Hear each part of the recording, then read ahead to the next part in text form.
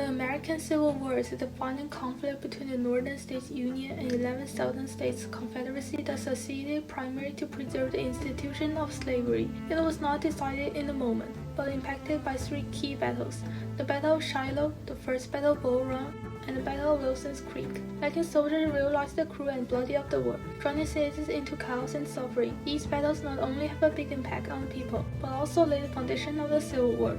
From taking control of the Mississippi Valley to conquering the Missouri area, thousands of soldiers sacrificed their lives for a strategic position. These wars also made the two sides rethink their strategy, because the conflict had already transformed from a short, easy war to a long, brutal struggle.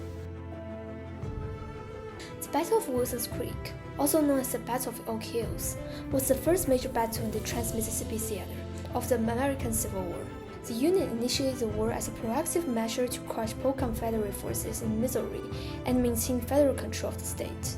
During the Civil War, Missouri was located on the boundary of southern states and northern states. At the beginning of the war, most Missourians wished to remain neutral. In 1861, because of its natural and human resources, it became a threat to the Union.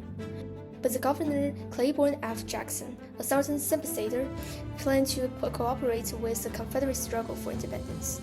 Within months of Abraham Lincoln's election, rebel militias had formed in the state. In June, the Battle of Missouri started. Missourians were drowned into the chaos and suffering of civil war.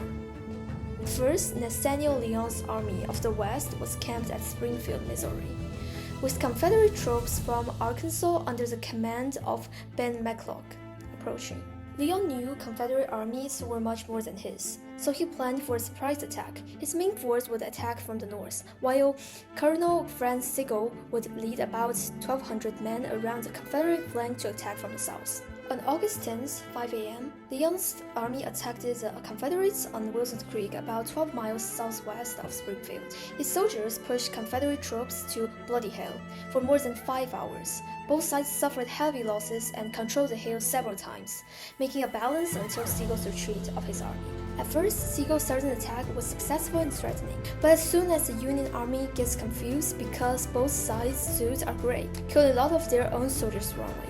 It's already too late. By the way, the uniform of the Union and Confederate has standardized after the war to avoid the same tragedy happening again.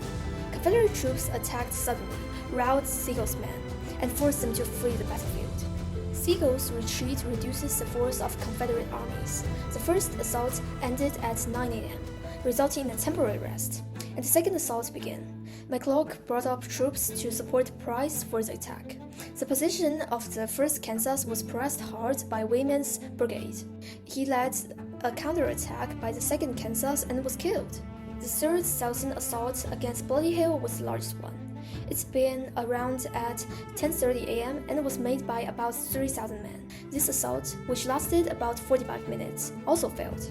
The Union realized they couldn't hold the position anymore. Confederate armies had a significant advantage, so around midday, they retreated back to Springfield. Wilson's Creek, the most significant battle west of Mississippi River, gave the Confederates control of the southwestern Missouri. The Union Army lost 24% of its command in the battle, killed, wounded, captured, or missing, while the Confederate losses totaled 12%, and Lyon became the first Union general killed in the combat during the Civil War. His death caused the Union Army to retreat back to Springfield, allowing Confederate forces gaining momentum to fight back, controlling the border of the Union and Confederate states. Even though the Battle of Wilson's Creek ended in a Confederate victory, the Confederates failed to fully exploit it because they suffered heavy casualties and were too poorly supplied to pursue the retreating Union Army. For long-term impact, however, Missouri remained in the Union for the rest of the war. The battle opened the door and helped establish the Trans-Mississippi and West theaters as parts of the conflict. The Battle of Shiloh is one of the most important and bloodiest battles in the American Civil War. It took place in April 1862 in Tennessee. At that time, the North and the South were fighting a hard war. The North wanted to control the Tennessee River to move their boats and soldiers deeper into the South since they already controlled part of the Tennessee, and the control of this area was the key to winning the war in the West. General Ulysses S. Grant led the Union Army. He camped his soldiers near a small log church called Shiloh, which means place of peace in Hebrew. Ironically, this place would soon see a terrible fight. Grant's men were mostly new soldiers. They spent their time practicing drills and didn't expect an attack. Grant was waiting for another army to arrive, but the Southern general, Albert Sidney Johnston, decided to attack first before the North became too strong. Early in the morning on April 6th, the Southern Army surprised the Union soldiers. Many Northern soldiers were still eating breakfast or sleeping in their tents. The fighting was very violent. As the Confederate armies pushed and fought stubbornly, the Union line kept retreating backward. One famous spot was called the Hornet's Nest. For 6 hours, Union soldiers stood their ground there. The bullets flying through the air sounded like angry bees, which is why it got that name. By the end of the day, the South was winning, but their leader, General Johnston, made a personal attack during the afternoon and was killed.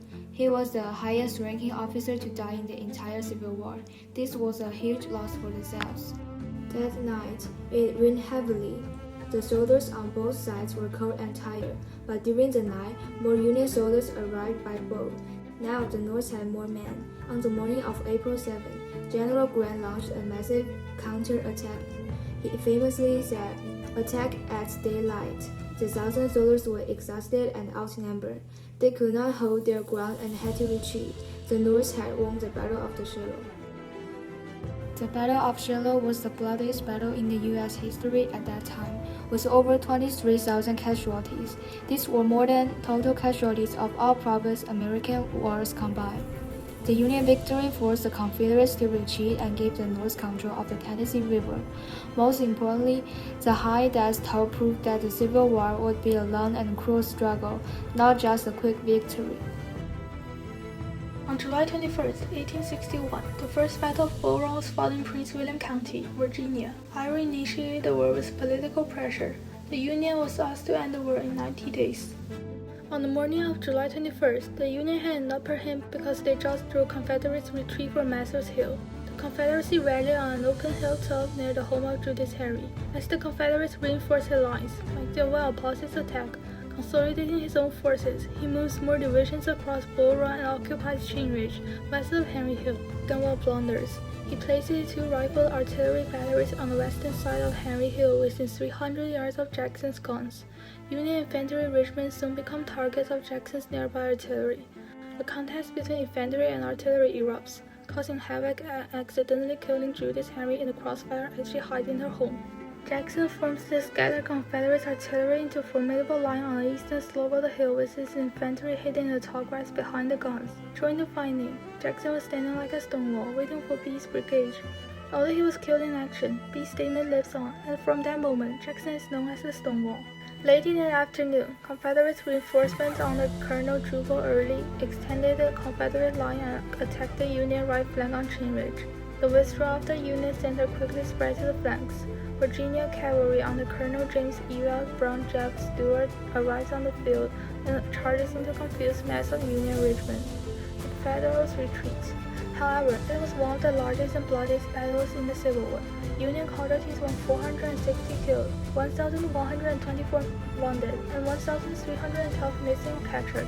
Confederate casualties were 387 killed, 1,582 wounded, and 13 missing. The battles of Bull Run played a pivotal role by shattering illusions of a short, easy war, transforming the conflict into a long, brutal struggle. The first battle was a chaotic Confederate victory that shocked the North, spurred the Union to organize, and boosted Southern morale. The battles of Bull Run, Wilson's Creek, and Shiloh are the key battles in the American Civil War, shaping the course of the war. The Battle of Bull Run showed the war would not end quickly or easily, with balanced power in militaries and strong divergence. The Battle of Wilson's Creek strengthened the Confederate control in Missouri and increased Southern confidence in the West, pulling Western states and Trans-Mississippi into the battlefield. The Battle of Shiloh revealed the severe cost of human resources and marked a turning point in Union's control of the Mississippi Valley. Together, these battles demonstrated the growing scale, violence, and significance of the conflict. Outside the battle, thousands of families broke apart as the war continued. Among all the impacts it brought, these battles proved that Civil War would not become one of the deadest and most important struggles in American history.